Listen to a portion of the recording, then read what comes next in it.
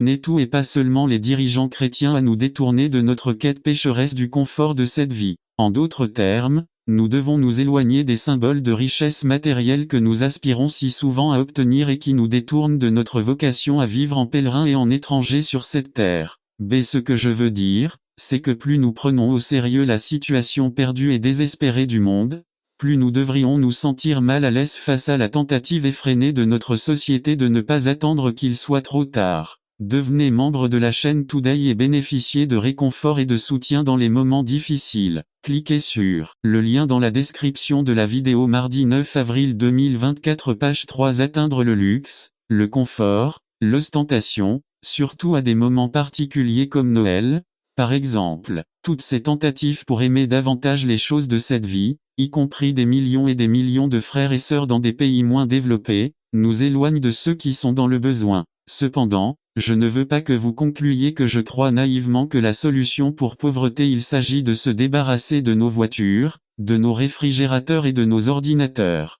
de prendre le bus et de vivre avec un régime composé de haricots et de riz. La solution n'est pas de faire vœu de pauvreté, ni de tourner le dos au progrès de la technologie moderne. En fait, je crois fermement que nous devons utiliser ces choses avec un grand cœur envers nos voisins et avec beaucoup de discernement en faveur de ceux qui ont moins. Mais je crois que si nous passions un an dans une ville pauvre de notre État ou au Chiapas, au Oaxaca, dans une ville d'Inde, à Cuba ou dans un pays d'Afrique, cela changerait profondément notre façon de voir et de apprécier le luxe dont nous jouissons parmi nous.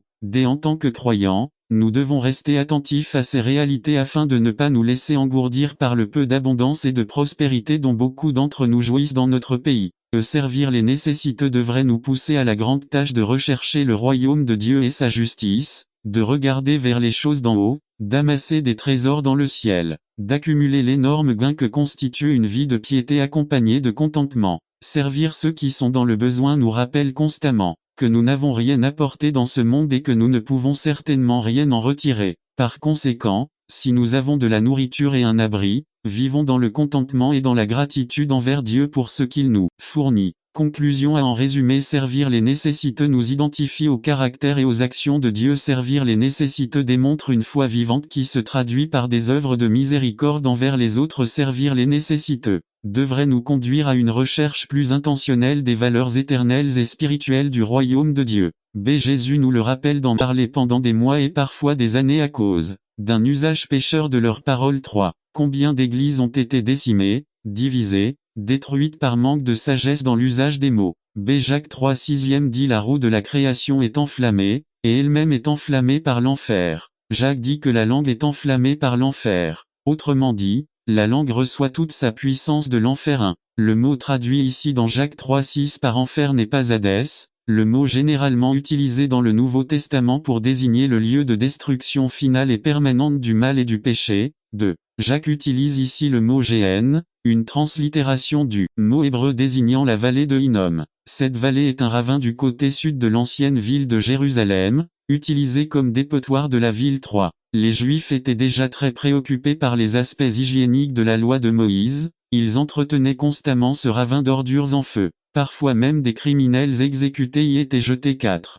Le feu qui ne s'est jamais éteint de cette décharge il a consumé tout ce qui y était jeté éternellement ou de façon permanente est devenu le symbole du lieu du châtiment final aux conséquences éternelles pour tous les méchants. C'est de là que vient le concept de l'enfer, où le feu ne s'éteint jamais. C'est la langue est comme ce lieu, dit Jacques, elle est enflammée par l'enfer la Géhenne, le lieu des ordures qui ne s'éteint jamais. 1. La Daily Bible traduit Jacques 3:6 comme suit. Et la langue est une flamme de feu, un monde de mal, un poison qui souille tout notre corps. L'enfer lui-même peut attiser cette flamme et transformer nos vies en une explosion destructrice et désastreuse. 2. Pensez que ces paroles s'adressaient à une communauté dite chrétienne si tôt dans l'histoire de l'Église chrétienne est une véritable tragédie. 3. De telles paroles ne devraient jamais être adressées à un groupe qui prétend avoir accepté le Christ Jésus, à une communauté qui prétend aimer Jésus mais surtout à une communauté qui croit faire partie d'un reste de Dieu sur cette terre. 4. Le conseil de Saint Paul dans Colossiens 4 5-6 est aussi approprié aujourd'hui qu'il l'était lorsqu'il l'adressa pour la première fois aux frères de Colosse. Marchez prudemment envers ceux qui sont dehors, rachetant le temps. Que ta parole soit toujours agréable, assaisonnée de sel, afin que tu saches comment il convient de répondre à chacune. 5. Le sujet d'aujourd'hui ne s'arrête pas là. Nous ne pouvons pas tirer une conclusion complète, puisque Santiago n'attendait pas qu'il soit trop tard. Devenez membre de la chaîne Today et bénéficiez de réconfort et de soutien dans les moments difficiles. Cliquez sur le lien dans la description de la vidéo. Mardi 9 avril 2024 page 4 Encore quelque chose à nous dire sur le langage. Dans le même chapitre 6, le sujet suivant, basé sur Jacques 3 7-12, nous présente une dernière illustration. Là, Jacques nous donne des conseils pratiques sur l'utilisation de la langue par un croyant. En attendant, n'arrêtez pas de prier et de lire votre Bible. Nous avons hâte de vous voir la semaine prochaine. N'attendez pas qu'il soit trop tard. Devenez membre de la chaîne Today et bénéficiez de réconfort et de soutien dans les moments difficiles. Cliquez sur le lien dans la description vidéo mardi 9 avril 2024 page 7 Où êtes-vous? Où sommes-nous? Hiérarchie. Quartier général sacré monarchie. Patron unique oligarchie. Peu de patrons empire.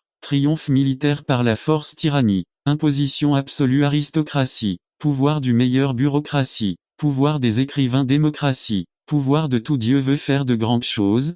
Petits gens ne laissez personne voler votre rêve. Phrase célèbre de Minor Varga. www.minor.com. N'attendez pas qu'il soit trop tard. Devenez membre de la chaîne Today et bénéficiez de réconfort et de soutien dans les moments difficiles. Cliquez sur le lien dans la description de la vidéo. Mardi 9 avril 2024 page 8 Leadership à la manière de Jésus résumé. Introduction. Les chrétiens ont Jésus-Christ non seulement comme notre sauveur, mais aussi comme notre modèle dans tous les domaines de la vie. En tant que dirigeants chrétiens, nous devons prendre l'exemple de Jésus et connaître les secrets de son leadership pour les incorporer dans par Dr Minor Varga. Un leadership à la manière de Jésus. Le modèle parfait de Jésus de leadership irréprochable. Dr Minor Varga 1 Pierre 2 21-24-21 Pour cela vous avez été appelés, parce que le Christ a aussi souffert pour nous, nous laissant un exemple modèle parfait. Upogrammo, grec méthode d'enseignement pour que vous suiviez ses traces. 22 Il n'a commis aucun péché et aucune tromperie n'a été trouvée dans sa bouche. 23 Quand il le maudissait, il ne répondait pas par une malédiction.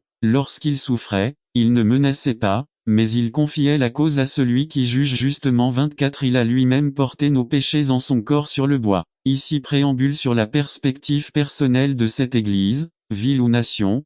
Préambule selon le guide de l'Esprit. Introduction. Les chrétiens ont Jésus-Christ non seulement comme notre Sauveur et Seigneur, mais comme notre exemple ou modèle dans tous les domaines de la vie. En ce sens, en tant que dirigeants chrétiens, nous devons prendre l'exemple de notre Seigneur et connaître les secrets de son leadership pour les incorporer dans le ministère. Le privilège ou la responsabilité ecclésiastique que nous avons. Il faut alors connaître, d'une part, la personne de Jésus et, d'autre part, les principes qu'il a mis en mouvement. La puissance combinée de ces deux influences nous amènera à jouir d'une vie chrétienne victorieuse et d'un leadership chrétien victorieux. 1. Jésus a passé du temps à planifier. Jean 2, 4 Jésus lui dit, « Qu'as-tu avec moi, femme? Mon heure n'est pas encore venue. » Luc 14, 28-31 28 Parce que lequel d'entre vous, voulant construire une tour, église, ministère, projet d'évangélisation, etc. ne s'assoit pas d'abord et calcule les dépenses, pour voir s'il a ce dont il a besoin pour le finir. 29 De peur qu'après avoir posé les fondations,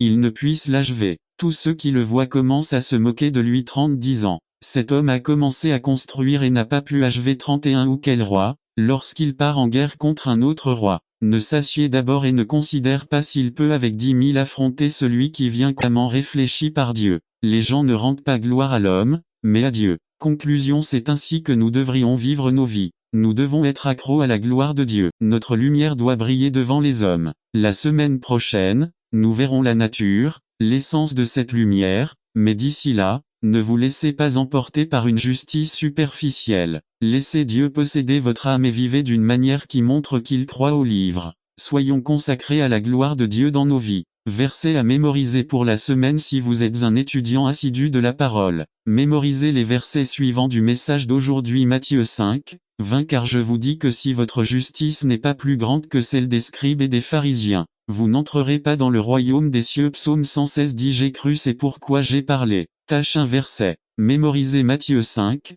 20 Jacques 1, 22 Mais mettez la parole en pratique, et ne vous contentez pas de l'écouter, en vous trompant vous-même. 1 Jin 3, 18 Mes petits enfants, n'aimons pas, en parole ou avec la langue, mais en action et en vérité. Matthieu 15, 7-9. Hypocrite, Isaïe a bien prophétisé sur vous, lorsqu'il dit 8. Ce peuple n'attendra pas qu'il soit trop tard. Devenez membre de la chaîne Today et bénéficiez de réconfort et de soutien dans les moments difficiles. Cliquez sur le lien dans la description de la vidéo. Mardi 9 avril 2024, page 4. Honneur. Mais son cœur est loin de moi. 9. Car il m'honore en vain, enseignant comme doctrine des commandements d'hommes. Matthieu 23, 27. Malheur à vous, scribes et pharisiens hypocrites, car vous ressemblez à des tombeaux blanchis à la chaux, qui paraissent beaux au dehors, mais qui, au dedans, sont pleins d'ossements de mort et de toutes impuretés. 2 Corinthiens 3, si Dieu a également fait de nous des ministres compétents d'une nouvelle alliance, non de la lettre, mais de l'esprit, car la lettre tue, mais l'esprit donne la vie. Matthieu 5, c'est que votre lumière brille devant les hommes, afin qu'ils voient vos bonnes œuvres et glorifient votre Père qui est aux cieux. N'attendez pas qu'il soit trop tard. Devenez membre de la chaîne Today et bénéficiez de réconfort et de soutien dans les moments difficiles. Cliquez sur le lien dans la description de la vidéo. Mardi 9 avril 2024, page 5. La grandeur de Dieu. Introduit résumé. Profitez avec étonnement de la grandeur de Dieu et soyez humiliés devant lui. Goûtez sa bonté et sa gloire dans sa grandeur. Par Matt Black. La grandeur de Dieu révélée. Une introduction. Proposition. L'étude de Dieu nous oblige à admirer la grandeur et la gloire de sa personne. Verset clé. Romains 11:33. Le but de la parole de Dieu est de nous obliger à admirer la grandeur et la gloire de Dieu. Dans cette série, nous examinerons les principales doctrines de la Bible et chaque doctrine nous amènera à voir à quel point notre esprit est petit et à quel point notre Dieu est grand. Vous pourriez penser que l'étude de Dieu, la théologie, ne vous est pas utile, mais vous auriez tout à fait tort. Les doctrines les plus profondes de Dieu affecteront votre vie quotidienne. Si telle n'est pas notre expérience, c'est parce que nous ne croyons pas aux doctrines de la Bible ou que nous les appliquons avec un esprit fier qui en fait un jeu. L'étude de Dieu ne consiste pas à gonfler celui-ci. C'est pour les incroyants qui profitent pendant un certain temps des avantages de Dieu sous la couverture du croyant mais ne portent jamais l'onction de Dieu ni les victoires personnelles. 5 Salomon. Il resta distrait et n'écouta pas la voix de l'Éternel. 9 Et l'Éternel fut en colère contre Salomon, parce que son cœur s'était détourné de l'Éternel, le Dieu d'Israël, qui lui était apparu 2 fois. L'esprit est le champ de bataille de l'ennemi et le cœur est le trésor à conquérir. La Bible nous exhorte à garder notre cœur et à le scruter car il est trompeur. Nous devons demander au Saint-Esprit de nous montrer ce qui ne va pas en nous et de changer notre cœur. 1 Chroniques 28, 9 Et toi, Salomon, mon fils, reconnais le Dieu de ton Père, et sers-le d'un cœur parfait et d'un esprit généreux, car le Seigneur sonde le cœur de chacun et comprend chaque intention des pensées. Si vous le cherchez, vous le trouverez, mais si tu le quittes, il te rejettera pour toujours. Si Satan cherchera des renforts pendant que vous vous divertirez. 1 Kings 11.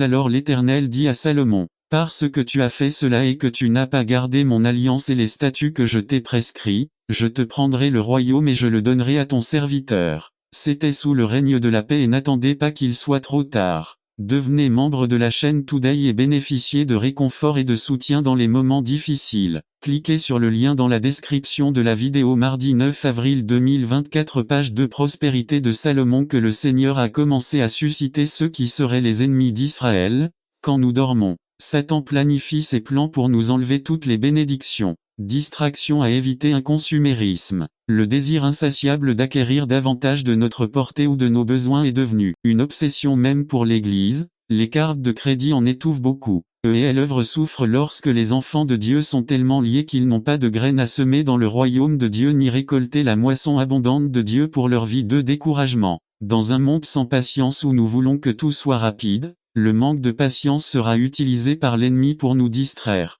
Galatiens 5, 22. Mais le fruit de l'esprit est l'amour, la joie, la paix, la patience, la bonté, la foi. Nous devons demeurer dans l'esprit et être remplis de lui afin de vaincre notre ennemi. 3 Vivez sans objectif. Dieu a dit à Abraham, regarde les étoiles, voilà à quoi ressembleront tes descendants. La personne qui vit sans vision de sa vie ou sans objectif est une cible pour l'ennemi. Dieu a un plan victorieux pour votre vie. Jérémie 29, 11 Car je connais les pensées que je pense à votre égard, dit l'Éternel, des pensées de paix et non de mal, pour vous donner la fin que vous espérez. 4 Attendez-vous à l'honneur et à la reconnaissance. Colossiens 3, 23 Et quoi que vous fassiez, faites-le avec le cœur, comme en travaillant pour le Seigneur et non pour les hommes. Souvent, Nous avons envie de jeter l'éponge lorsque nous n'entendons pas le mot de remerciement ou un mot d'encouragement comme si vous avez bien fait. Notre gratitude devrait toujours être tournée vers le sens d'affliction et plein d'imperfections.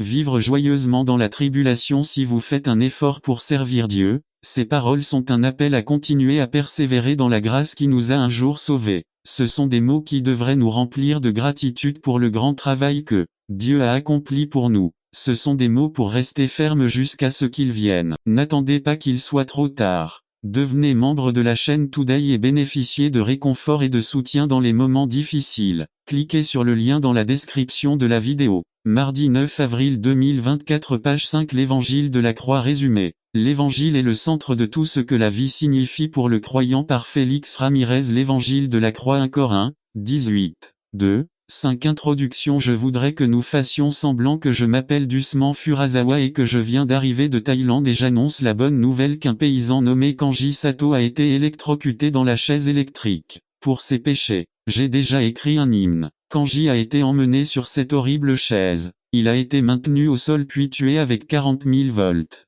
S'il est mort, c'était pour vous et moi. Même s'il a subi ce choc électrique brutal, c'est lui qui a été envoyé par Dieu. La sagesse de ce monde a été rendue folle par l'électrocution de Kanji. Il est mon sauveur et ma lampe, parce qu'il a absorbé toute cette tension mortelle. Maintenant, je sais que Dieu prend soin de moi et même, parce qu'il a envoyé Kanji Sato sur la chaise électrique. J'ai également écrit d'autres hymnes tels que « Oh, j'aimerais toujours cette chaise électrique et aussi à côté de la chaise électrique où mon doux Kanji est mort. Pécheur, viens à Kanji et tu seras heureux pour toujours. » Maintenant, imaginez aussi si les gens acceptaient ce message et commençaient à porter de petites chaises électriques dorées ou à installer des chaises électriques sur les murs des temples ou devant les chaires. Ou bien, à la place de la croix rouge, nous aurions la chaise rouge. Or, avant toute compétition, les athlètes, au lieu de faire le signe de croix, faisaient un signe de chaise en signe de bonne chance. Réfléchissez, quelle serait votre réaction à tout cela? Peut-être dirait-il que c'est la religion la plus stupide jamais inventée. Cependant, l'offense qu'elle provoque, la bêtise, ou les scènes de bêtise qui l'entourent, ne sont pas totalement différentes de la manière dont on a considéré, ou considère aujourd'hui, le scandale de la croix. Et c'est un véritable scandale, un juif qui est mort pour mes péchés, à ma place, et que le destin de mon âme dépend de ma foi et de ma confiance en cela, c'est complètement absurde. Voyageons dans la ville de Corinthe au 1er siècle. À cette époque, la crucifixion, invention des Romains, était un sujet de honte, de moquerie et de ridicule. Elle était réservée uniquement aux crimes les plus vils et aux criminels les plus détestés. Pour les Juifs, c'était quelque chose qu'ils détestaient. Deutéronomie 21-23 dit que celui qui est pendu à un arbre est maudit par Dieu. De plus, à cette époque de l'histoire, l'art chrétien n'existait pas. Personne ayant vu une crucifixion n'aurait pensé à en faire une œuvre d'art ou un bijou. L'image qu'elle provoquait était horrible. Chaîne Today et bénéficiez de réconfort et de soutien dans les moments difficiles. Cliquez sur le lien dans la description de la vidéo. Mardi 9 avril 2024 page 1 La première raison d'avoir de l'espoir est parce que nous sommes le peuple de Dieu et faisons partie de son royaume victorieux. 1 Pierre 1-2 1 Pierre, apôtre de Jésus-Christ, pour les élus et les étrangers dispersés d'eux selon la prévoyance de Dieu le Père, par l'œuvre sanctifiante de l'Esprit, pour obéir à Jésus-Christ et être rachetés par son sang, qu'ils abondent en vous grâce et paix. Niva nous sommes choisis. Nous avons été choisis par le Créateur pour faire partie de son royaume. Être choisis signifie que nous avons eu la possibilité de nous identifier à Dieu. Apprenez à le connaître comme il nous connaît. Avoir une relation personnelle avec lui. Être choisi indique que nous sommes dans une démarche de sainteté pour marcher dans l'obéissance. Être sanctifié signifie être mis à part pour une tâche divine. Et le Seigneur vous a mis à part pour être un ambassadeur de sa grâce. Nous sommes sanctifiés pour réaliser un objectif sacré, tandis que nous sommes sauvés. Cela signifie simplement que Dieu a un plan et un but pour votre vie. La deuxième raison d'avoir de l'espoir est parce que nous sommes nés de nouveau et la vie éternelle au ciel nous est garantie. 1 Pierre 1-3-4-3 Loué soit Dieu, Père de notre Seigneur Jésus-Christ. Par sa grande miséricorde, il nous a fait renaître par la résurrection de Jésus-Christ, afin que nous ayons une espérance vivante. 4 Et que nous recevions un héritage indestructible, sans souillure et qui ne se flétrit pas. LSG à vous vous demandez peut-être comment quelqu'un peut-il naître d'un nouveau. Écouter la parole de Dieu et l'accepter comme vérité. Répondre par l'obéissance, se repentir de ses péchés, confesser et croire que Christ est Seigneur et se faire baptiser par lui. B. Une fois que vous êtes né de nouveau, vous avez une espérance vivante. Vous êtes une nouvelle créature, une nouvelle création. Maintenant, notre espérance du ciel ne périra pas, notre espérance en lui ne sera pas gâchée, notre espérance vivante ne se fanera pas. La Bible dit que rien ne peut nous séparer de son amour. Notre héritage est réservé au ciel. La troisième raison d'avoir de l'espoir est parce que nous sommes protégés par Dieu et nous sommes exemptés de souffrances inutiles. N'attendez pas qu'il soit trop tard. Devenez membre de la chaîne Today et bénéficiez de réconfort et de soutien dans les moments difficiles. Cliquez sur le lien dans la description de la vidéo. Mardi 9 avril 2024 page 2 1 Pierre 1 b 5 Un tel héritage vous est réservé dans le ciel. 5 Que la puissance de Dieu protège par la foi jusqu'à ce que vienne le salut qui doit être révélé dans les derniers temps. Nive. Nous sommes protégés par la puissance de Dieu. Que signifie être protégé par Dieu? Qu'il nous protège. Or, Dieu ne nous protège pas de toute souffrance. Souffrance destructrice contre souffrance rédemptrice. Cependant, il nous protège des attaques féroces et mortelles de Satan. De ces attaques qui peuvent vous détruire ou vous paralyser dans l'accomplissement du dessein et de la volonté de Dieu dans votre vie. B. Bien souvent, nous sommes protégés par la puissance de réconfort et de soutien dans les moments difficiles. Cliquez sur le lien dans la description de la vidéo. Mardi 9 avril 2024 page 3 Plénitude en service résumé. Différence entre le serviteur et le leader. Marquage des caractéristiques entre la notion de serviteur dans la Bible et les caractéristiques du leader dans les sphères laïques. Par Séraphin contrera plénitude en service. Comme vous le savez, chez les païens, les chefs gouvernent leurs sujets avec tyrannie, et les grands font sentir leur autorité sur eux. Mais entre vous, ça ne devrait pas être comme ça. Au contraire, celui d'entre vous qui veut être grand doit servir les autres et celui d'entre vous qui veut être le premier doit être votre esclave. Car de même, le Fils de l'homme n'est pas venu pour être servi, mais pour servir et donner sa vie en rançon pour une multitude. Matthieu 20 25 à 28 Le réseau de service a été brisé et à sa place nous avons la méthode de leadership. Nous sommes à court de serviteurs et nous avons de nombreux dirigeants. Notre professeur a remarqué que le réseau se brisait lorsque ses disciples se disputaient pour savoir qui serait le plus grand ou qu'un de mes fils soit à votre disposition main droite et l'autre à votre gauche. C'est pourquoi avec fermeté et rapidité, sa voix s'est élevée et a établi une grande différence entre les dirigeants du monde et les serviteurs de Dieu. Notre réseau de service a été brisé et au lieu de le réparer, nous avons acheté au système de ce monde le nouvel outil de leadership, passionnant et éblouissant. Si nous voulons réparer le renouvellement de la plénitude dans le service, nous devons comparer le réseau de service avec l'outil moderne de leadership.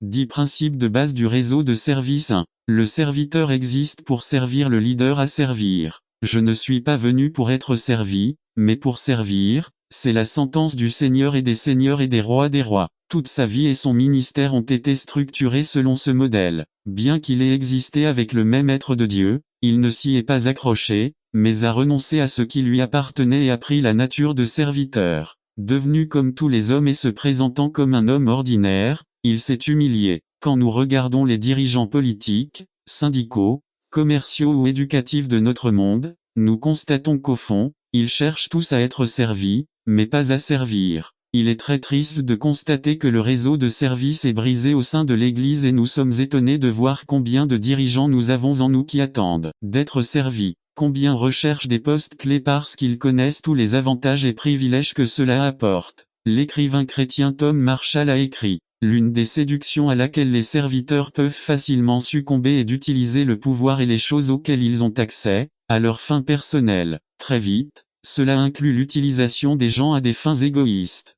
La fin peut prendre la forme d'un gain monétaire ou matériel. Lorsque cela se produit, ceux qui font tout cela ont une chose en commun: ils sont des leaders de la satisfaction personnelle. Pendant que les brebis cherchent à être servies, les dirigeants oublient l'appel du Seigneur, qui a été, et sera le service. Ézéchiel, pied de réconfort et de soutien dans les moments difficiles. Cliquez sur le lien dans la description de la vidéo. Mardi 9 avril 2024 page 1-3. Dans 1, 2 à 11, James a clairement indiqué que de nombreux tests sont d'origine externe. Dans 1 9 à 11, que nous n'entrerons pas dans les détails, il parle de la manière oppressive dont les chrétiens riches opprimaient les chrétiens pauvres. 4. Il dit simplement aux riches qui ont agi injustement qu'ils périront comme les plantes dans la chaleur ou les vents de sable, ils ne seront pas sauvés. Parce que, au ciel, il n'y aura aucune distinction. Certains riches, parce qu'ils ont de l'argent, croient pouvoir contrôler le reste de l'Église. 5. Il offre 2 béatitudes aux pauvres. 1, 12 et 1, 25. La bénédiction vient à ceux qui répondent positivement à l'épreuve, ils sont plus affermis en Dieu. 6. C'est le même message que Jésus, dans le sermon de la vallée que Luc rapporte, contrairement à Matthieu qui dit bienheureux les pauvres en esprit. 5, 3, Luc dit bienheureux vous qui êtes pauvres, car le royaume des cieux est à vous. 6, 20. B1, 12 est le texte clé. Cela fait partie de l'argumentation sur la façon dont la victime réagit aux épreuves. On répond par persévérer. 1, 12 ou en blâmant Dieu. 1, 13, 1. Dans l'une des premières études, j'ai expliqué que les mots épreuve et tentation sont des traductions du même mot grec pérasmo. 2. Les épreuves 1, 2 font référence à des souffrances produites de l'extérieur. Ces tests échappent à ma décision, échappent à mon contrôle. Il peut s'agir de maladies, d'accidents, d'abus, d'injustices, de problèmes familiaux sur lesquels je n'ai aucun contrôle. 3. Ce sont les pressions quotidiennes que nous subissons tous. Je ne peux rien faire pour les résoudre. C'est pourquoi il est nécessaire d'avoir de la patience ou de la persévérance et ainsi de pouvoir avoir de la joie même au milieu de ces épreuves. 4. Les tentations 1, 12, par contre, sont des souffrances intérieures. Souffrances produites par son propre choix pour ma décision ou mon indécision, pour avoir cédé à la tentation. Bref, suite à ma déconnexion. Ce concept est clarifié en 1, 13 à 15. C1, 12 est le texte clé de transition entre les épreuves, celles sur lesquelles je n'ai aucun contrôle, dans lesquelles il faut apprendre à vivre dans le calme et la joie parce que Dieu s'en occupe. Et les tentations 1, 12 introduit la discussion sur les preuves internes, celles produites par la même personne. Le thème est développé en 1, 13 à 18, 2. Dans 1, 12, il n'y a aucun élément de compter toute la joie lorsque vous traversez diverses tentations. Comme cela apparaît dans 1, 2. Il est impossible qu'il y ait une grande joie dans quelque chose dont je suis la cause, où ma décision, ma procédure, mes actions, mes indécisions apportent l'affliction. 3. Ici, une seule béatitude apparaît, non pour celui qui subit la tentation, mais pour celui qui est capable de les surmonter. 4. L'homme qui endure est le mot original patience. La patience ou la persévérance n'existe pas ici au milieu de la tentation ou est 2 Timothée 2, 22, 2. Faites attention aux dangers subtils. Proverbe 5, 23. Conclusion. N'attendez pas qu'il soit trop tard. Devenez membre de la chaîne Today et bénéficiez de réconfort et de soutien dans les moments difficiles. Cliquez sur le lien dans la description de la vidéo. Mardi 9 avril 2024 page 3 A faites-le arriver. B. Faire un héritage pour les générations futures. C. Aimer comme Dieu vous aime. N'oubliez pas que ce que vous investissez dans votre famille sera l'héritage que vous laisserez à vos enfants. Tout le reste aura une fin, le personnage que vous formerez en eux sera éternel. Croyez-moi, Dieu ne s'intéresse pas autant à votre confort qu'à changer votre caractère, pour que vous deveniez davantage semblable à son Fils Jésus-Christ. Quel héritage pour le vôtre? Et qu'en est-il de votre famille? N'attendez pas qu'il soit trop tard. Devenez membre de la chaîne Today et bénéficiez de réconfort et de soutien dans les moments difficiles. Cliquez sur le lien dans la description de la vidéo. Mardi 9 avril 2024 page 4 Juan, Amour et fureur résumé.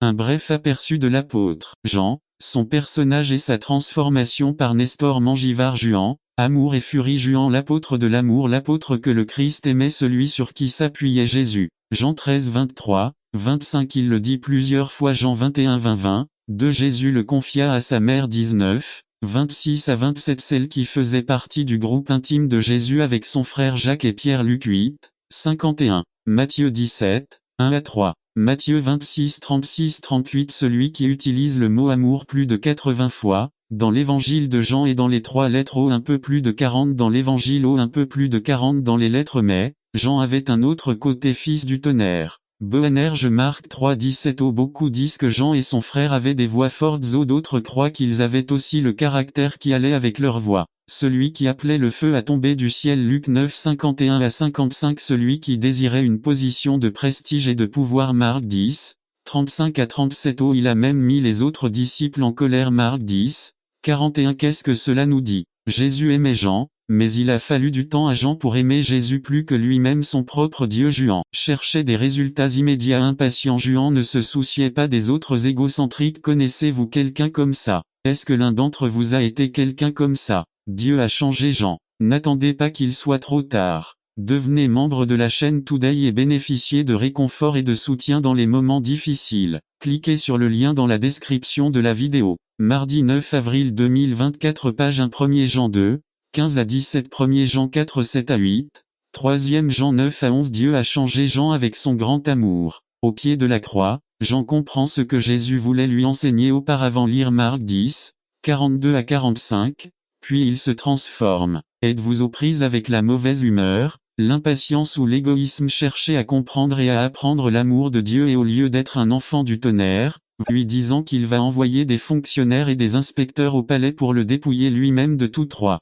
Face à cette menace, Achab résiste et le roi Ben-Hadad décide d'attaquer la Samarie, la partie du royaume d'Israël d'où Achab régnait, et déclare la guerre. 4. Au milieu de tout cela, un prophète du Seigneur vient à Achab avec un message clair de Dieu. V. 13, 5. Les préparatifs de guerre sont faits et Ben-Hadad et son armée subissent une défaite retentissante aux mains des Israélites. 6. Le prophète réapparaît avec des instructions spécifiques pour Achab. V. 22. Corps du message 1. Nous pouvons tirer plusieurs révélations de ce récit. Bien qu'Achab fût un roi méchant et ait fait alliance avec un roi païen et également méchant que lui, Dieu est prêt à intervenir et à lui faire vaincre son ennemi afin qu'il sache, reconnaisse que Dieu est Dieu, Jéhovah, le Seigneur. La bonté de Dieu s'exprime de manière étrange et paradoxale à d'innombrables occasions, au-dessus du mal de l'homme. 2. N'en avez-vous pas fait l'expérience dans votre propre vie? Vous prenez des décisions folles et erronées et, étrangement,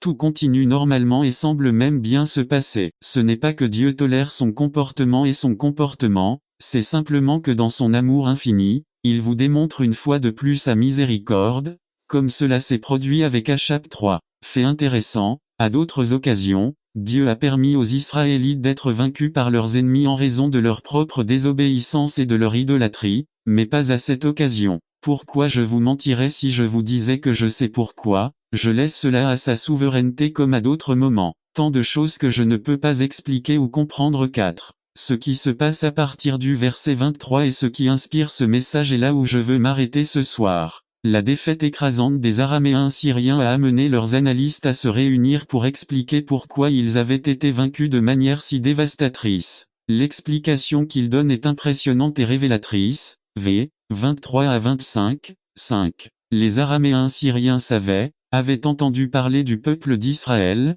la rumeur courait et on savait qu'il ne fallait pas attendre qu'il soit trop tard. Devenez membre de la chaîne Today et bénéficiez de réconfort et de soutien dans les moments difficiles. Cliquez sur le lien dans la description de la vidéo. Mardi 9 avril 2024, page 1. Le Dieu de ce peuple s'est manifesté dans les montagnes. Le mont Sinaï avec tout son bruit était une histoire connue de tous. 6. D'une manière ou d'une autre, ils associaient les hauteurs au Dieu d'Israël et c'était vrai. Psaume 43, 3, 68, 15 à 16, Ésaïe 2, 2, 7. L'invitation de Dieu à son peuple a toujours été gravir sa montagne, gravir les hauteurs et en même temps, son peuple a toujours désiré gravir dans les montagnes pour le rencontrer. 8. Les analystes militaires de Ben-Hadad avaient raison, le Dieu des Israélites était le Dieu des montagnes, Dieu qui nous invite à nous élever, à grimper, à nous déconnecter des systèmes de ce monde, à profiter des bienfaits des hauteurs. Air pur, calme, source d'eau pure et rafraîchissante, vert. N'attendez pas qu'il soit trop tard. Devenez membre de la chaîne Today et bénéficiez de réconfort et de soutien dans les moments difficiles.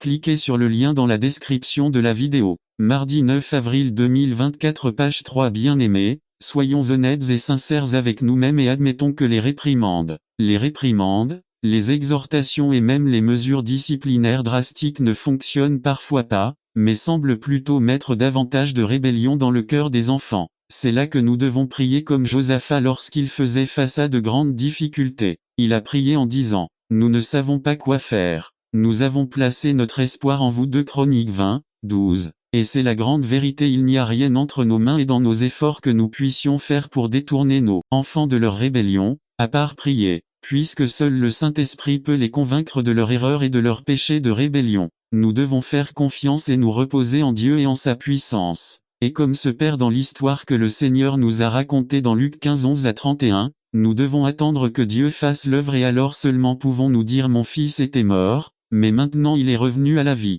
Il était perdu, mais nous l'avons retrouvé. Conclusion. Ce n'est pas facile d'être père. Cependant, Dieu notre Père Céleste nous a laissé sa parole, nous a donné son esprit et nous a donné la plus grande famille à laquelle nous appartenons, l'Église du Seigneur. Il n'y a pas de père chrétien qui n'ait versé une larme pour ses enfants. Il n'y a pas d'enfant qui n'ait pas déçu ses parents et ne se soit pas rebellé contre leur autorité. Mais Dieu est fidèle et n'oubliera pas nos prières pour nos enfants. Parce que nous avons confiance au nom du Seigneur notre Dieu. PS 27b. Toi, Seigneur, tu es notre bouclier. Toi, le Saint d'Israël, tu es notre roi. PS 89-18. Je crois que c'est le moment de mettre nos comptes à jour avec Dieu, avec nos enfants et avec nos parents. Il n'y a aucune offense, aussi grande ou profonde soit-elle, qui surpasse l'amour de Dieu qui a été déversé dans nos cœurs par son esprit. Père et mère, si vos enfants vous ont offensé, il est temps de leur pardonner. Les enfants, si vos parents vous ont offensé,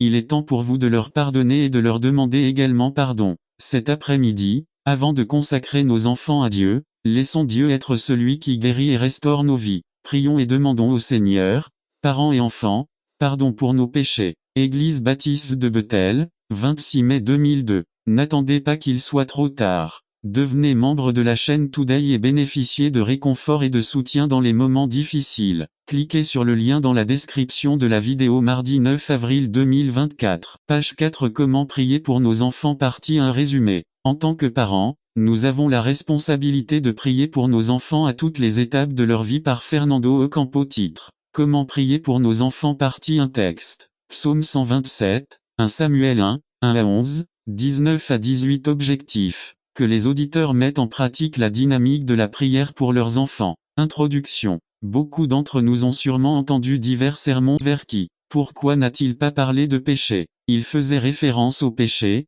mais il nous montre un aspect très important du péché. Cela montre le fait que nos péchés sont des dettes de la justice divine. C'est comme David l'a dit dans Psaume 51:4. C'est à toi seul que j'ai péché et que j'ai fait ce qui est mal à tes yeux, afin que tu sois reconnu juste dans ta parole et pur dans ton jugement. Chaque péché que nous commettons, quel qu'il soit, est avant tout un péché contre Dieu. Lorsque nous faisons du mal à quelqu'un, nous péchons envers lui. Mais notre péché est avant tout contraire à la loi de Dieu. 3. Nos débiteurs MT 18, 21 à 35. Alors Pierre s'approchant et lui dit, Seigneur, combien de fois pardonnerai-je à mon frère qui a péché contre moi jusqu'à 7h22? Jésus lui dit, je ne te dis pas jusqu'à 7, mais même jusqu'à 70 fois 23. Septembre. C'est pourquoi le royaume des cieux est comme un homme roi qui voulait régler ses comptes avec ses siens. N'attendez pas qu'il soit trop tard. Devenez membre de la chaîne Today et bénéficiez de réconfort et de soutien dans les moments difficiles. Cliquez sur le lien dans la description de la vidéo.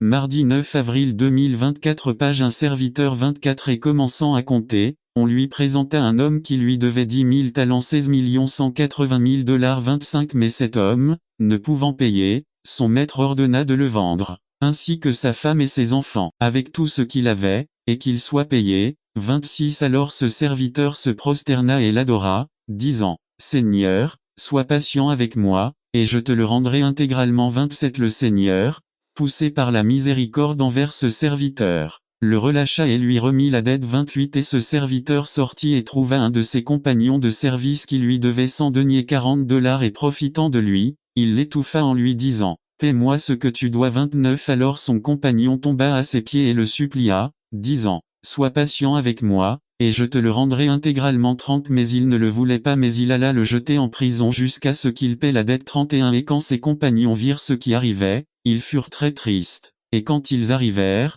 ils racontèrent à leur maître tout ce qui s'était passé. 32. Alors l'appelant son maître, il lui dit, méchant serviteur, je t'ai remis toute cette dette, parce que tu me l'as supplié. 33. Ne convenait-il pas que tu aies aussi pitié de ton compagnon de service, comme j'ai aussi eu pitié de toi sur toi? 34. Alors son maître, en colère, le livra au bourreau, jusqu'à ce qu'il ait payé tout ce qu'il lui devait. 35. Ainsi mon Père Céleste vous fera aussi, si vous ne pardonnez pas de tout votre cœur à votre frère ses offenses. N'attendez pas qu'il soit trop tard. Devenez membre de la chaîne Today et bénéficiez de réconfort et de soutien dans les moments difficiles. Cliquez sur le lien dans la description de la vidéo mardi 9 avril 2024 page 2. Vie de Thanksgiving résumé. Nous devons vivre une vie de Thanksgiving par Jason Noble. Vie de Thanksgiving Philippiens 4, 4 à 9. Introduction aux États-Unis. Nous avons une fête, chaque année, à la fin du mois de Noël et nous faisons tout à l'avance, où nous savons que si nous ne le faisons pas, les choses iront mal. Quelle différence aura l'agenda de notre vie? Que se passerait-il si nous n'avions pas de plan d'action pour notre vie? A nécessite une vie de sainteté. B nécessite la fidélité à Dieu. C nécessite la foi. D nécessite d'être disposé à changer et à se modeler à l'image de Jésus. E nécessite de la discipline pour étudier la parole et la prière. 3 Nous devons être prêts à faire des sacrifices. Luc 9, 23 à 25 23 Et il dit à tous, si quelqu'un veut venir après moi, qu'il renonce à lui-même, qu'il se charge chaque jour de sa croix et qu'il me suive. 24 Car celui qui veut sauver sa vie la perdra et quiconque perdra la vie à cause de moi, il la sauvera. 25 Car à quoi sert un homme s'il gagne le monde entier et s'il se perd lui-même ou s'il est en danger? Tout dans cette vie a un prix, le prix de Dieu est la foi. Dieu ne ment pas, il ne change pas d'avis, il ne fait pas d'erreur et il attend que nous lui fassions confiance. Devenez membre de la chaîne Today et bénéficiez de réconfort et de soutien dans les moments difficiles. Cliquez sur le lien dans la description de la vidéo. Mardi 9 avril 2024 page 2b Personne n'a rien accompli sans sacrifice. Aller à l'église le dimanche, lire régulièrement la parole et rester ferme dans la prière sont des sacrifices ou des disciplines qui nous maintiennent en vie. Illustration. Cathy Couric est une journaliste bien payée de l'émission matinale Today. Le Daily News de New York a rapporté qu'elle n'était pas satisfaite de son nouveau patron et de son travail. Je suis fatiguée, les horaires sont brutaux, c'est dur se coucher à 20 heures pour se réveiller et se mettre au travail tôt. Son salaire est de 65 millions. 4 Vous devez être persévérant. Apocalypse 2, 26 Au vainqueur qui gardera mes œuvres jusqu'au bout, je lui donnerai autorité sur les nations. Sir Winston Churchill a déclaré, n'abandonnez jamais, jamais jamais jamais abandonner. L'historien Philippe Schaff a expliqué l'influence sur l'histoire et la culture que Jésus a eue sur le monde, en la décrivant. Jésus de Nazareth, sans argent ni armes, a conquis des millions de personnes de plus qu'Alexandre, César, Mahomet ou Napoléon. Sans science il a éclairé plus de choses sur la nature humaine et Dieu que n'importe quel philosophe ou professeur réuni. Sans l'éloquence apprise dans les écoles, il prononçait des paroles de vie qui ne seraient jamais prononcées avant ni après lui, et produisait un tel effet qu'aucun orateur ni poète ne pouvait les atteindre. Sans écrire un seul mot, il a influencé plus d'écrits, de sermons, de discussions, de livres, d'œuvres d'art et de chants d'adoration que toute une armée d'hommes de science de tous les temps. C'est la seule chose que Dieu veut, c'est que nous essayions d'imiter Jésus. Il nous aidera et nous donnera les outils nécessaires pour terminer notre vie dans la victoire. 5 Vous devez avoir une attitude positive, savoir que tu peux le faire. Ésaïe 43, 2 Quand tu traverseras les eaux, je serai avec toi. Quand vous traverserez les fleuves, leurs eaux ne vous couvriront pas. Si vous marchez à travers tombe devant sa gloire et sa sainteté, provoquant l'humiliation, la repentance et la consécration, et tous les péchés cachés, les attitudes pécheresses et, s'il n'y a pas de repentance, sont révélés. Le jugement de Dieu est déclenché. Corps du message. Le chapitre 5 du livre des Actes raconte une histoire choquante et terrifiante. Anania et Saphira, un couple de la communauté des croyants, vendent leurs biens et prennent une partie du total devant les apôtres. Il n'y avait rien de mal à cela, le péché consistait à faire croire aux gens, en prétendant qu'ils donnaient tout alors qu'en réalité ils ne donnaient qu'une partie et ils restaient avec l'autre. Il y a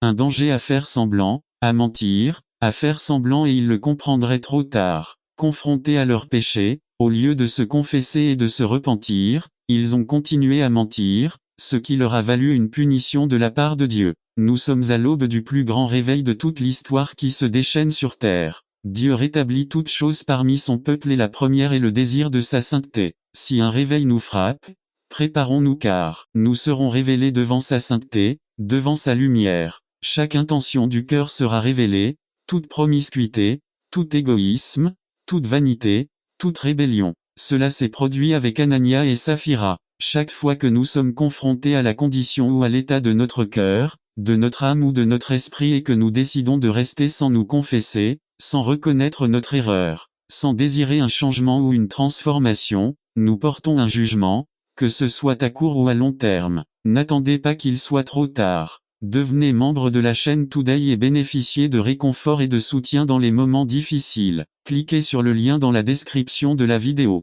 Mardi 9 avril 2024 page 1 Au moment de l'exécution du jugement de Dieu et dans la crainte de tous ceux qui étaient là, les jeunes se sont levés, ont couvert le mort, l'ont sorti et l'ont enterré. Conclusion. Au milieu du nouveau mouvement de Dieu en ce 21e siècle, au milieu des relations de Dieu avec son peuple aujourd'hui et lorsque le feu de la sainteté de Dieu commencera à se déchaîner sur son Église, purifiant et sanctifiant, beaucoup de choses commenceront à se produire. Mourez et vous êtes les jeunes, ceux qui sont appelés à se relever et à faire sortir les morts. Dieu appelle à l'action une jeunesse révolutionnaire, avant-gardiste et radicale qui, au milieu de la puissante manifestation du Saint-Esprit, la crainte respectueuse de Dieu les couvre, les entoure et est prête à retirer ce qui est mort de leur vie personnelle, de leurs relations, de leurs églises, de leurs écoles, de leurs universités, de leurs quartiers, de leurs villes et de leurs nations. Alléluia. La jeunesse du 21e siècle a été appelée à faire ressortir les morts, la religion morte, la tradition morte, la liturgie morte, les programmes morts, la musique morte, les idées arriérées et obsolètes. Au milieu de la restauration de l'apostolique et du prophétique, au milieu de la restauration de toutes choses, les jeunes doivent être préparés aux 5. À cette époque, ils n'entendaient que, aujourd'hui, nous entendons, voyons et lisons des enseignements liés à la parole de Dieu. Dans un monde audiovisuel, aussi important soit-il de venir entendre un sermon ou une leçon, en attendez pas qu'il soit trop tard. Devenez membre de la chaîne Today et bénéficiez de réconfort et de soutien dans les moments difficiles. Cliquez sur le lien dans la description de la vidéo. Mardi 9 avril 2024 cassette page 1. Peu importe l'importance de lire votre leçon, de lire la Bible et le professeur ESP, peu importe l'importance de regarder des vidéos chrétiennes ou de regarder des programmes chrétiens à la télévision. S'il n'y a pas de changement, sinon il y a de l'action. Si la saleté des mauvaises habitudes continue de contrôler notre comportement, entendre, lire ou regarder la parole de Dieu n'a aucune valeur. 6. Quand entendre, lire ou voir est fait par habitude et non par dévotion sincère à Dieu, alors il n'y a pas d'action. J'étudie la leçon et lis la Bible, mais j'ai toujours du ressentiment et du ressentiment dans mon âme. J'écoute des sermons, et je peux même enseigner dans une classe du sabbat ou de l'école du dimanche, mais je suis toujours injuste, intolérant, exigeant. Je veux toujours obtenir ce que je veux. 2. Le faire après avoir entendu. À Santiago a déjà souligné l'importance de l'audition. L'audition commence le processus de foi. Mais une fois que nous avons entendu, que ferons-nous de ce que nous avons appris? Telle est la question de Santiago 1. Le vrai croyant ne peut pas se contenter d'être un auditeur ou un lecteur passif. La vraie religion est celle qui met en pratique tout ce que vous apprenez. 2. Combien de sermons avez-vous entendu? Combien de trimestres d'études quotidiennes de la leçon de l'école SAB? À quoi ressemblerait ma vie chrétienne si j'avais décidé dès le début, par la grâce du Christ Jésus, de mettre en action chaque sermon entendu, chaque leçon étudiée, chaque chapitre de la Bible lu? 3. Entendre et ne pas faire, lire et il n'y a aucun changement. Que dit Jésus à propos de cette personne? Matthieu 7 26 à 27. Et quiconque entend ces paroles et ne les met pas en pratique sera comme un homme insensé qui a bâti sa maison sur le sable. 27. Et la pluie tomba, les torrents vinrent, les vents soufflèrent et frappèrent cette maison et il tomba, et sa destruction fut grande. 4. En écoutant, en lisant et en mettant en pratique ce que vous avez appris, que dit Jésus à propos de cette personne? Matthieu 7 24 à 25. C'est pourquoi quiconque entend ces paroles et les met en pratique sera comme un homme sage qui a bâti sa maison sur le roc, et la pluie tombait, les torrents arrivaient, les vents soufflaient et frappaient cette maison, mais il n'est pas tombé, parce qu'il était fondé sur le rocher. 5. Pour Jésus, comme pour Jacques, entendre et lire sont importants, mais le plus important est de mettre en pratique ce que nous avons appris. Nous entendons la parole de Dieu dire: tu ne tueras pas, tu n'auras pas d'autre Dieu devant moi. Souviens-toi, fait du jour du sabbat. Nous obéissons à cela parce que ce sont les commandements de Dieu. 6.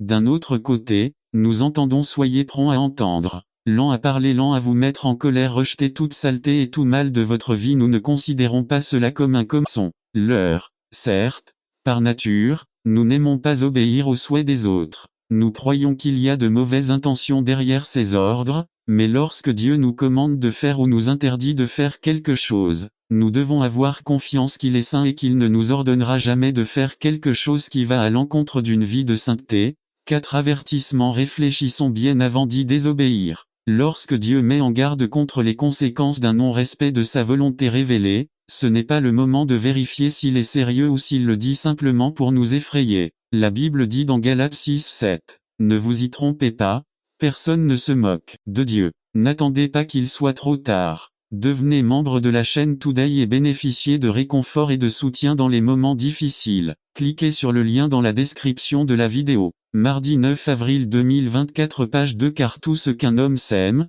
il le récoltera aussi. 3. Parce que nous sommes l'image de Dieu, nous devons toujours agir et dire la vérité chaque fois que cela est nécessaire. 1. Même si on ne veut pas le dire. A parce que cela ne nous convient pas. B. Parce que c'est douloureux. C. Pour les conséquences que cela pourrait entraîner. 2. Dans chaque situation à l'heure du paiement des impôts. B. Lorsque vous remettez vos devoirs à l'école, ne vous tirez pas une balle et ne rattrapez pas les devoirs d'un autre camarade de classe. C. En vérifiant uniquement notre carte d'entrée. D. En rapportant le nombre de chapitres lus. En résistant à la tricherie aux examens. F. En disant à vos parents ou à nos maris où nous allons et avec qui nous allons être. G. En ne laissant personne mentir contre notre prochain. H. En ne donnant pas de fausses flatteries. I. En tenant les promesses que nous faisons aux gens, aussi insignifiantes soient-elles. J. Ne pas excuser nos fautes et avouer notre irresponsabilité. Qu'à être franc en rejetant toute proposition qui ne nous intéresse pas. Je ne déforme pas les paroles des gens pour les utiliser contre moi. Ne pas exagérer les défauts des autres. N. Ne pas minimiser nos propres défauts ou ne pas bavarder ni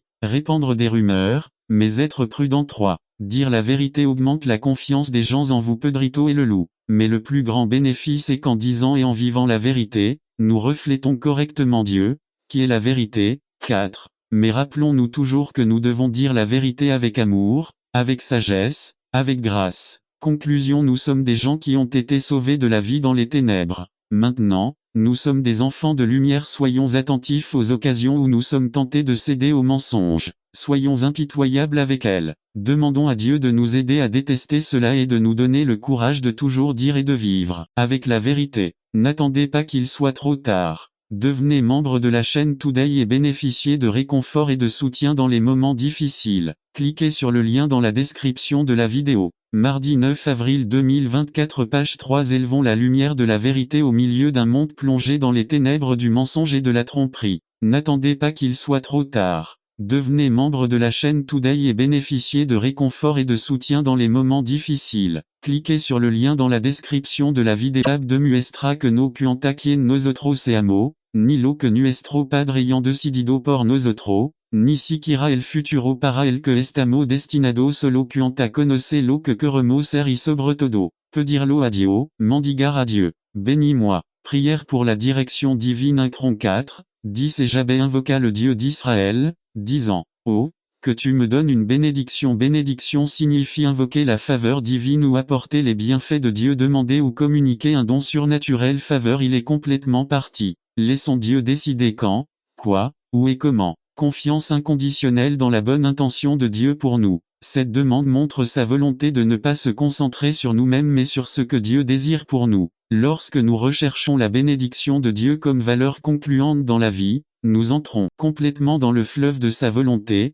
de sa puissance et de ses desseins pour nous. Tous nos besoins deviennent secondaires par rapport à ce que nous désirons réellement, qui n'est rien d'autre que de nous immerger complètement et absolument parmi nous, à travers nous et autour de nous pour sa gloire. Matthieu 7,7. Demandez et il vous sera donné. Jacques 4,2. Mais vous n'avez pas ce que vous désirez, parce que vous ne demandez pas. Nous pouvons être à l'un de ces extrêmes. Une fois que nous sommes chrétiens, les bénédictions de Dieu arrivent sur nous à un rythme prédéterminé où nous tenons un compte des bénédictions de Dieu sous forme d'une colonne pour les dépôts et d'une autre pour les retraits. Peut-être que quelqu'un a mis une étiquette sur votre vie, votre père, un enseignant, peut-être un ami ou un collègue. Peut-être qu'ils disent que vous êtes un perdant et encore plus triste.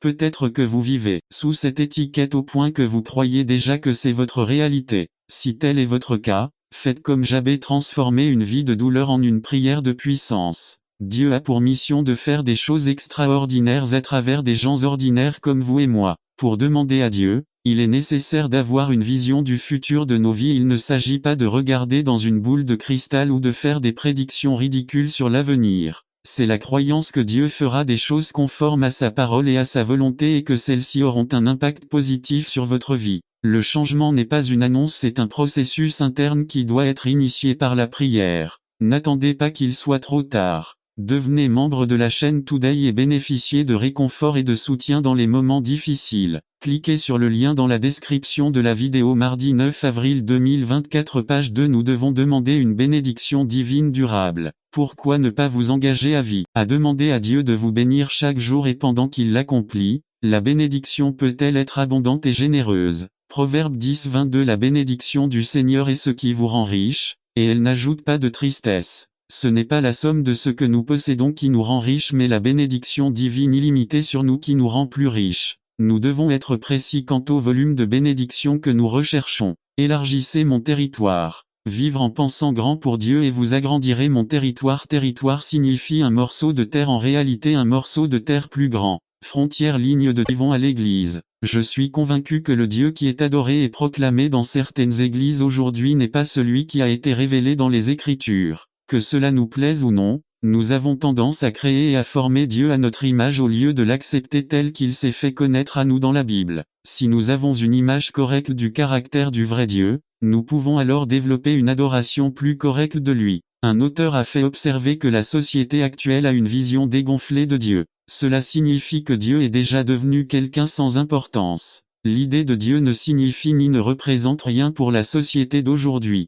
C'est comme une relique de musée. Même pour ceux qui expriment ouvertement leur croyance en Dieu, leur vie démontre qu'il est moins intéressant que la télévision, que ses commandements ont moins d'importance que leurs désirs matérialistes, que les jugements inspirent moins de respect que les informations des journaux et que leurs vérités sont moins attrayantes que les publicités publicitaires. C'est pourquoi avoir une connaissance adéquate de Dieu est devenu une nécessité de nos jours. Voyons aujourd'hui quelques avantages sur ce sujet. De précision. 1. Nous connaissons Dieu parce qu'il s'est fait connaître. 2. La connaissance de Dieu est incomplète mais vraie. Y connaître Dieu est la plus grande bénédiction de cette vie. Nous devons étudier le caractère de Dieu car il s'agit de la plus grande quête de notre vie. Nous n'avons rien d'autre besoin que de connaître Dieu d'une manière intime et personnelle. C'est le prophète Jérémie qui a écrit que le sage ne se vante pas de sa sagesse, que le fort ne se vante pas de sa puissance, et que le riche ne se vante pas de sa richesse, mais que celui qui se loue en ceci qu'il me comprend et me connaît,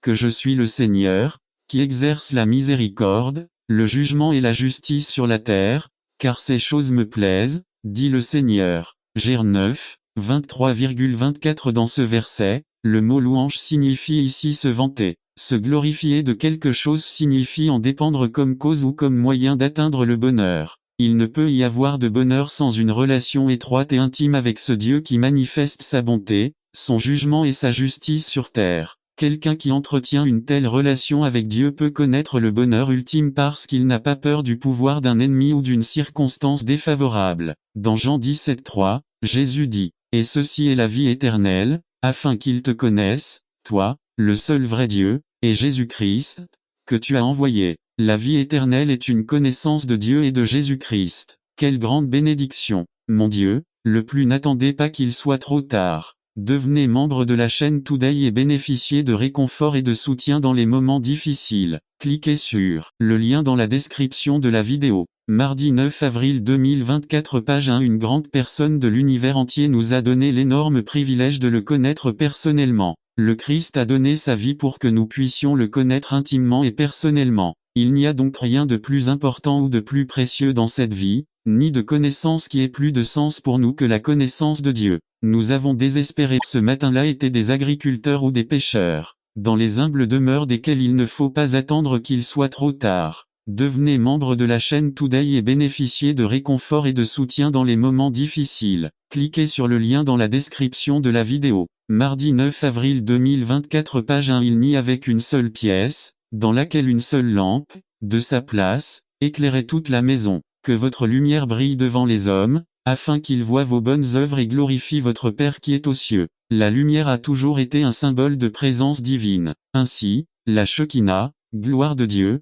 est apparue entre les deux chérubins au propitiatoire. L'humanité en elle-même n'a pas de lumière. Nous sommes comme la lune lorsqu'elle ne regarde pas vers le soleil. Mais lorsque nous tournons nos yeux vers le soleil de justice, lorsque nous nous rapportons au Christ, l'âme entière brille de l'éclat de la présence divine. Nous devenons des réflecteurs de cette lumière. Si le Christ habite dans le cœur, il est impossible de cacher la lumière de sa présence. Illustration. On raconte qu'en Angleterre il y avait un homme qui allait avec un bâton d'un endroit à un autre, allumant les lampes à gaz qui se trouvaient dans les rues. L'homme ne pouvait pas être vu au milieu de l'obscurité, mais il laissa une lumière au milieu. Une ville située sur une colline ne peut être cachée. Les anciennes villes de Palestine étaient généralement situées sur des collines. Une telle ville serait donc visible de très loin. Nous sommes comme cette ville qui, posée sur une colline, guide les perdus avec sa lumière. Nous sommes placés dans le monde comme lumière afin que, lorsque les hommes nous voient, ils glorifient le Père qui est aux cieux. Le problème se pose lorsque nous cachons, volontairement ou involontairement,